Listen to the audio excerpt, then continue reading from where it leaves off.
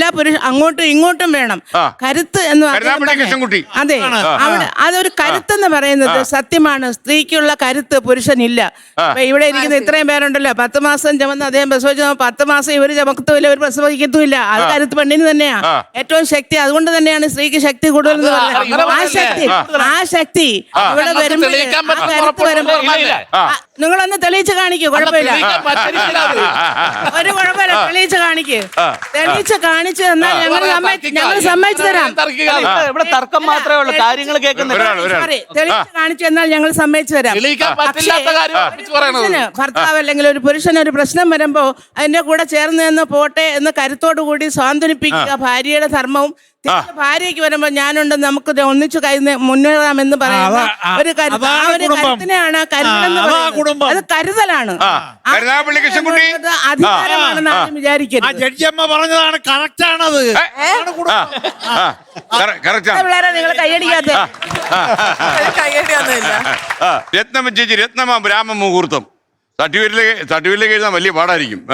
ഒന്നുമല്ല പറയാനുള്ളത്. എനിക്ക് സ്നേഹമാണ് കുടുംബം. അതില്ല മാഡം, അതാണ് പ്രശ്നം. 48 വർഷത്തിന് മുമ്പ് എന്നെ കല്യാണം കഴിച്ചോണ്ട് വരുമ്പം ഞാൻ അന്ന് ഒറ്റ മോള അവിടുന്ന് പോരുമ്പോ പിന്നെ ഞാനന്ന് വിചാരിച്ചതാ, ഞാൻ കാരണം എൻ്റെ ഭർത്താവിന് ഒരു വിഷമവും ഉണ്ടാകരുത്. ഞാൻ മനസ്സിൽ വിചാരിച്ചതാ. ഞാൻ കാരണം എൻ്റെ ഭർത്താവിന് ഒരു വിഷമം ഉണ്ടായിരുന്നു. അപ്പം നാടകക്കാരനാ, പിന്നെ പെണ്ണുങ്ങള് വീട്ടിൽ വന്ന് താമസിക്കും എന്നൊക്കെ അമ്മാവന്മാര് പറഞ്ഞു. ചെന്ന ദിവസം തന്നെ അവരെല്ലാം ഇറക്കി വിട്ടോ അവിടുന്ന്? ഇല്ല, അങ്ങനൊന്നും ചെയ്തില്ല.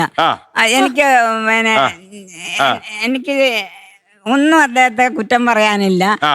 പിന്നെ എൻ്റെ ശമ്പളവും എൻ്റെ പെൻഷനും എല്ലാം ഞാൻ അദ്ദേഹത്തിന്റെ കയ്യിലാണ് കൊടുക്കുന്നത്. ഒരു പൈസ പോലും ഞാൻ എടുക്കാറില്ല.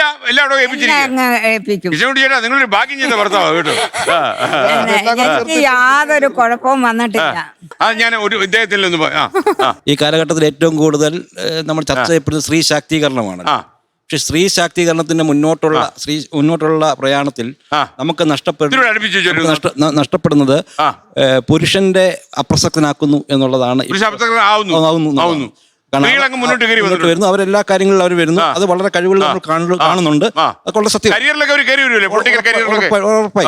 അതുകൊണ്ട് ഇപ്പൊ നാട്ടിൽ നടക്കുന്ന പൊതു കാര്യങ്ങളിൽ പോലും സ്ത്രീകൾ വീട്ടമ്മമാരാണ് പോകുന്നത്. ലോകത്തെവിടെയായാലും ഏത് സമയത്തും 24 വാർത്തകളും ഓഗ്മെന്റഡ് റിയാലിറ്റി പാക്കേജുകളും എക്സ്പ്ലെയിനറുകളും വിശദമായി കാണാൻ ഞങ്ങളുടെ യൂട്യൂബ് ചാനൽ നിങ്ങൾക്ക് സബ്സ്ക്രൈബ് ചെയ്യാം.